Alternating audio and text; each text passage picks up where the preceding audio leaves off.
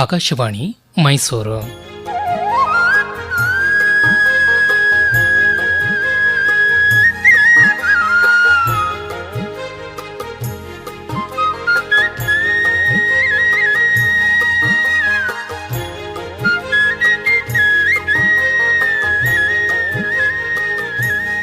ಗಾದೆ ಗದ್ದುಗೆ ಗಾದೆ ಗದ್ದುಗೆ ಗಾದೆ ಗದ್ದುಗೆ ಗಾದೆ ಗದ್ದುಗೆ ಗಾದೆ ಗದ್ದುಗೆ.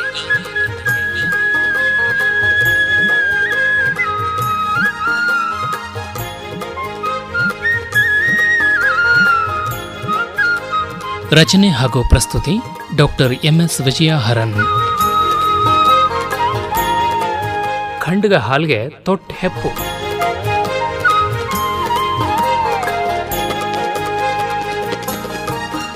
ರಾಮು ರಾಮು ಎಲ್ಲಿ ಹೋದ ಇವನು? ಈಗಿಲ್ಲೇ ಇದ್ನಲ್ಲ, ಒಂದು ನಿಮಿಷ ಇದ್ ಕಡೆ ಇರಲ್ಲ. ಫ್ರೆಂಡ್ ಮನೆಗೇನಾದರೂ ಹೋಗಿರಬಹುದಾ? ಮಾಡಿ ಮೇಲೆ ಹೋಗಿ ಓದ್ತಾ ಕೂತಿದ್ದಾನ? ನೋಡ್ತೀನಿ. ರಾಮು ರಾಮು. ಏನಕ್ಕ, ನೀನು ಕೂಗಿದ್ ನೋಡಿ ಗಾಬರಿನೇ ಆಗೋಯ್ತು. ಏನಕ್ಕ ಸಮಾಚಾರ? ಗಾಬರಿ ಆಗೋ ಅಂಥದ್ದು ಏನಿಲ್ಲಪ್ಪ. ಸಾಯಂಕಾಲ ಮಾರ್ಕೆಟ್ ಕಡೆ ಹೋಗಬೇಕಾಗಿತ್ತು. ನೀನು ಬರ್ತೀಯೇನೋ ಕೇಳೋಣ ಅಂತ ಬಂದೆ. ಇಲ್ಲಕ್ಕ, ನಾನು ಬರೋಕ್ಕಾಗಲ್ಲ. ಅದ್ಯಾಕಪ್ಪ? ನನಗೆ ಒಂದು ಇಂಪಾರ್ಟೆಂಟ್ ಕೆಲಸ ಇದೆ. ಅದಕ್ಕೋಸ್ಕರ ನನ್ನ ಫ್ರೆಂಡ್ ಮನೆಗೆ ಹೋಗಬೇಕು. ಏನಪ್ಪ ಅಂಥ ಇಂಪಾರ್ಟೆಂಟ್ ಕೆಲಸ?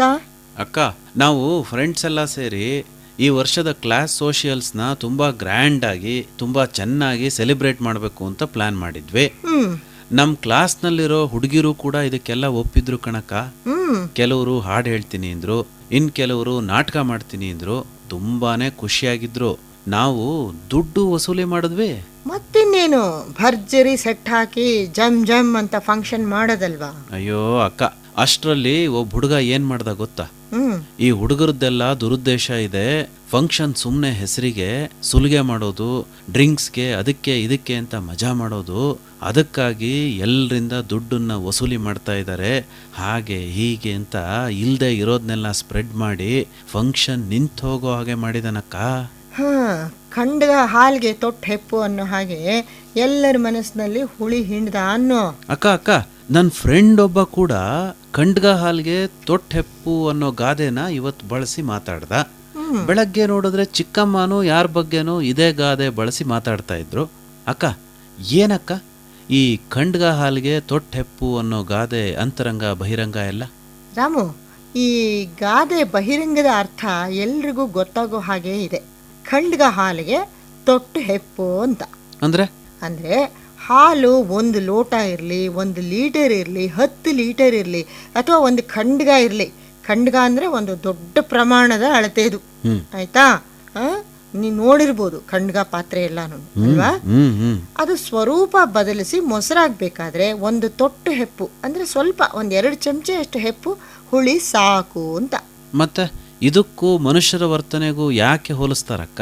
ಖಂಡ್ಗ ಹಾಲಿಗೆ ತೊಟ್ಟ ಹೆಪ್ಪು ಅನ್ನೋ ಹಾಗೆ ಮಾಡ್ಬಿಟ್ರು ಅಂತೆಲ್ಲ. ನೋಡ್ರಾಮು, ಹಾಲು ಸಾಮಾನ್ಯವಾಗಿ ದೇವರ ಅಭಿಷೇಕಕ್ಕೆ, ನೈವೇದ್ಯಕ್ಕೆ, ನಾನಾ ಸಿಹಿ ಪದಾರ್ಥಗಳನ್ನು ತಯಾರಿಸೋದಕ್ಕೆ, ಕೆಲವು ವೇಳೆ ಔಷಧಿ ರೂಪದಲ್ಲಿ ಸೇವಿಸೋದಕ್ಕೆ, ಆರೋಗ್ಯ ವರ್ಧನೆಗೆ ಬಳಸ್ತಾರಲ್ವಾ? ಅಷ್ಟೇ ಅಲ್ಲಕ್ಕ, ಹಾಲು ಪರಿಶುದ್ಧತೆಯ ಪ್ರತೀಕ ಆದ್ರೆ ಅದರ ಬಣ್ಣ ಶುಭ್ರ ಬಿಳಿ, ಶಾಂತಿಯ ಪ್ರತೀಕ ಅಂತಲೂ ಹೇಳ್ತಾರಲ್ವಾ? ಮತ್ತೆ ಮಕ್ಕಳಿಗಂತೂ ಹಾಲೇ ಅಮೃತ ಅಂತ ಅನ್ಬಹುದು ಅಲ್ವಾ? ನಮ್ಮ ಸಂಸ್ಕೃತಿಲೇ ಹಾಲಿಗೆ ಮಹತ್ವದ ಸ್ಥಾನ. ಅದಕ್ಕಾಗಿ ಅದನ್ನ ಹೋಲಿಸಿ ಆಡುವಂತ ಮಾತುಗಳು ಕೂಡ ಎಷ್ಟು ಚೆನ್ನಾಗಿದೆ ಗೊತ್ತಾ? ಅಂದ್ರೆ ಸ್ವಲ್ಪ ನನಗೆ ಅರ್ಥ ಆಗೋಗ ಹೇಳಕ್ಕ. ಆಯ್ತಪ್ಪ.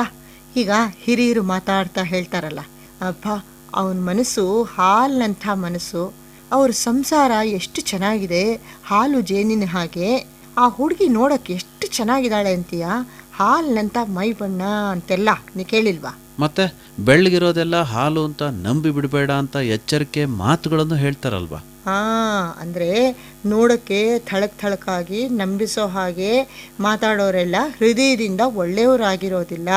ಬೇಗ ಅವರ ಮಾತಿನ ಮೋಡಿಗೆ ಮರಳಾಗಿ ನಂಬಿ ಬಿಡಬಾರ್ದು, ವಂಚನೆಗೆ ಒಳಗಾಗಬಾರ್ದು ಅಂತ. ಅಕ್ಕ, ಈಗ ಖಂಡ್ಗ ಹಾಲಿನ ವಿಷಯಕ್ಕೆ ಬರೋಣವಾ? ಖಂಡ್ಗ ಹಾಲು ಅನ್ನೋದನ್ನ ಸಾಕಷ್ಟು ಒಳ್ಳೆ ಮನಸ್ಸು, ನಡತೆ, ವರ್ತನೆ ಇರುವಂತಹ ಜನಸಮೂಹ ಅಂತ ಅನ್ಕೋಬಹುದು. ಎಲ್ಲರೂ ಸೇರಿ ಮಾಡ್ತಿರುವಂಥ ಒಂದು ಶುಭ ಕೆಲಸ, ಉಪಕಾರಿ ಕೆಲಸಕ್ಕೆ ಯಾರಾದರೂ ಕೆಟ್ಟ ಮನಸ್ಸಿನ ದುರುದ್ದೇಶದಿಂದ ಕೂಡಿದ ಒಬ್ಬ ವ್ಯಕ್ತಿ ಬಂದು ಏನಾದರೂ ಇಲ್ಲ ಸಲ್ಲದ ಚಾಡಿ ಹೇಳಿ ಆ ಕೆಲಸದ ಯಶಸ್ಸನ್ನೇ ಹಾಳು ಮಾಡಿಬಿಡ್ಬೋದು, ಇಡೀ ವಾತಾವರಣನೇ ಹಾಳು ಮಾಡಿಬಿಡ್ಬೋದು ನೋಡು. ಆ ನನ್ನ ಫ್ರೆಂಡ್ ಅಂತ ಅನ್ಸ್ಕೊಂಡಿದ್ದಾನಲ್ಲ ಅವನ್ ತರದವ್ರು, ಅವರಿಂದ ಇವ್ರಿಗೆ ಇವರಿಂದ ಅವ್ರಿಗೆ ಇಲ್ ಸಲ್ಲ ಚಾಡಿ ಹೇಳೋದು, ಜಗಳ ತಂದು ಹಾಕೋದು, ಆಗೋ ಒಳ್ಳೆ ಕೆಲ್ಸಕ್ಕೆ ಕಲ್ಲು ಹಾಕೋದು. ಇಂಥವ್ರ ಬಗ್ಗೆ ತುಂಬಾ ಎಚ್ಚರವಾಗಿರ್ಬೇಕು ರಾಮು.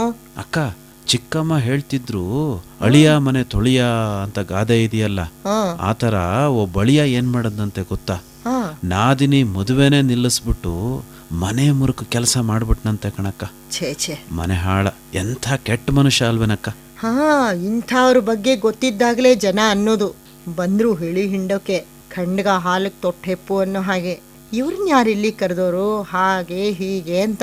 ಅಕ್ಕ, ಇಂಥವ್ರು ಒಬ್ಬೊಬ್ರಿದ್ರು ಸಾಕು, ಸಂಸಾರಗಳಲ್ಲಿ ಹುಳಿ ಹಿಂಡಿ ಹಾಲಿನಂಥ ಸಂಸಾರವನ್ನ ಹಾಲ ಮಾಡಿಬಿಡ್ತಾರೆ. ಆಫೀಸು, ಕಾಲೇಜು, ಸಂಘ, ಸಂಸ್ಥೆ ಎಲ್ಲಿರಲಿ ಅಲ್ಲಿನ ಇಡೀ ವಾತಾವರಣನೇ ಕೆಡಿಸ್ಬಿಡ್ತಾರೆ ಕಣಕ್ಕ. ಅಷ್ಟೇ ಅಲ್ಲ ರಾಮು, ಇಂಥ ಹುಳಿ ಹಿಂಡೋ ದುಷ್ಟ ಶಕ್ತಿಗಳಿಂದಲೇ ನಮ್ಮ ಸಮಾಜದಲ್ಲಿ, ದೇಶದಲ್ಲಿ ಒಮ್ಮೊಮ್ಮೆ ಆಗಬಾರ್ದ ಅನಾಹುತಗಳು, ದುರ್ಘಟನೆಗಳು, ದೌರ್ಜನ್ಯಗಳು ಆಗಿ ಹೋಗೋದು. ಅಕ್ಕ, ಇಂಥವರಿಂದ ಎಚ್ಚರವಾಗಿರೋದಾದ್ರೂ ಹೇಗೆ ಅಂತ. ದುಷ್ಟರನ್ ಕಂಡ್ರೆ ದೂರ ಇರು ಅನ್ನೋ ಹಾಗೆ ಇರಬೇಕು.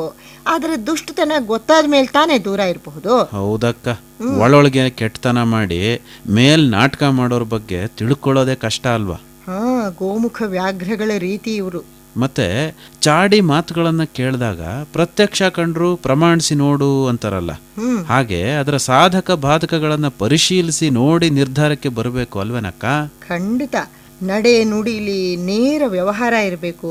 ಪರಸ್ಪರರಲ್ಲಿ ಅರ್ಥವಂತಿಕೆ ಹೆಚ್ಚಾಗಕ್ಕೆ ಇದು ಸಹಾಯವಾಗುತ್ತೆ. ಮತ್ತೆ ಇನ್ನೊಬ್ಬರ ಕೆಟ್ಟತನ ಕಂಡಾಗ್ಲೂ ಕೂಡ ನಮ್ಗ್ಯಾಕೆ ಇವ್ರ ಸಮಾಚಾರ ಅಂತ ಕಣ್ಣೆದುರಿಗೆ ಮತ್ತೊಬ್ಬರಿಗೆ ಕೆಡಕಾಗ್ತಿರೋದನ್ನ ನೋಡಿಯೂ ಸುಮ್ಮನಿರಬಾರ್ದು ಅಲ್ವೇನಕ್ಕ. ಖಂಡಿತ. ದುಷ್ಟ ಶಕ್ತಿಗಳ ವಿರುದ್ಧ ಪ್ರತಿಭಟಿಸೋ ಗುಣನ ಎಲ್ಲರೂ ರೂಢಿಸ್ಕೊಳ್ಬೇಕಾಗತ್ತೆ ರಾಮು. ಅಂಥವ್ರ ಬಗ್ಗೆ ಸಂಬಂಧಪಟ್ಟವ್ರಿಗೆ ದೂರ ಸಲ್ಲಿಸ್ಬೇಕು, ಸರಿಯಾದ ಶಿಕ್ಷೆ ಆಗೋ ಹಾಗೆ ಮಾಡ್ಬೇಕು ಕಣಕ್ಕ. ಆಗ ಸ್ವಲ್ಪ ಮಟ್ಟಿಗಾದ್ರೂ ಇಂಥವ್ರನ್ನ ದಾರಿಗೆ ತರಬಹುದೇನೋ. ಸಮಾಜದಲ್ಲಿ ಎಲ್ರಿಗೂ ಇಂಥವ್ರ ಬಗ್ಗೆ ಎಚ್ಚರ ಇರಬೇಕು ಗೊತ್ತಾ. ಅಕ್ಕ, ನಿನ್ನ ಹತ್ರ ಮಾತಾಡ್ತಾ ನನಗೆ ಕಾಲೇಜ್ ಇದೆ ಅನ್ನೋದೇ ಮರ್ತೋಯ್ತು. ಬೇಗ ತಿಂಡಿ ಕೊಡಕ್ಕ. ಅಯ್ಯೋ, ನಿನ್ನ ಹತ್ರ ಮಾತಾಡ್ತಾ ನಂಗೆ ತಿಂಡಿ ಮಾಡೋದೇ ಮರ್ತೋಯ್ತು ಕಣೋ. ರಾಮು, ಬೇಗ ಒಂದು 4 ಈರುಳ್ಳಿ ಹೆಚ್ಚಿಕೊಟ್ಬಿಡಪ್ಪ. ಜಾಣ ನೀನು, ರೊಟ್ಟಿ ತಟ್ಬಿಡ್ತೀನಿ ಬೇಗ. ಅಕ್ಕ, ನೀನು ರೊಟ್ಟಿನೂ ತಟ್ಟಬೇಡ, ನಾನು ಈರುಳ್ಳಿನೂ ಹೆಚ್ಚಿಕೊಡಲ್ಲ, ನಾನು ಹೋಗ್ತೀನಿ ಕಾಲೇಜ್ಗೆ. ಎಂಥ ಕೆಲಸ ಆಯ್ತಲ್ಲಪ್ಪ. ಮತ್ತೆ ಕಾಲೇಜ್ ಕ್ಯಾಂಟೀನಲ್ಲೇ ಏನಾದರೂ ತಿನ್ಕೋ ಇವತ್ತು, ಆಯ್ತಾ? ಆಯ್ತಕ್ಕ. ಅಯ್ಯೋ, ಟೈಮ್ ಆಗೋಯ್ತು. ಬಾವಂದು ಕಾರ್ ತಗೊಂಡು ಹೋಗ್ತೀನಿ ಇವತ್ತು. ಅಕ್ಕ, ಕಾರ್ ಕೀ ಅಲ್ಲಕ್ಕ. ಬಾವಾ ಕಾರ್ ಕೀ ಇಲ್ಲೇ ಇದೆಯಲ್ಲೋ ರಾಮು, ನೋಡು ಆ ಟೇಬಲ್ ಮೇಲೆ ಇದೆಯಲ್ಲ. ಅಕ್ಕ, ಓಕೆ, ಬರ್ತೀನಿ ನಾನು. ಬಾಯ್.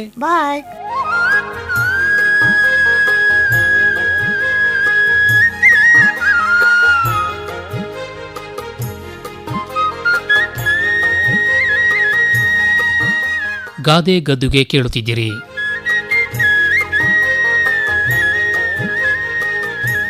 ರಚನೆ ಹಾಗೂ ಪ್ರಸ್ತುತಿ ಡಾಕ್ಟರ್ MS ವಿಜಯ ಹರನ್.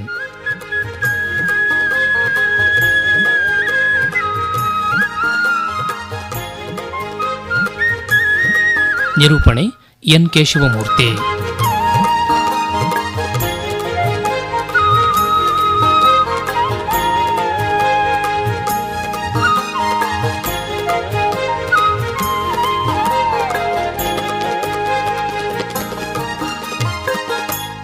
ಈ ಕಾರ್ಯಕ್ರಮ ಆಕಾಶವಾಣಿ ಮೈಸೂರು ಕೇಂದ್ರದಿಂದ ಮೂಡಿಬಂತು.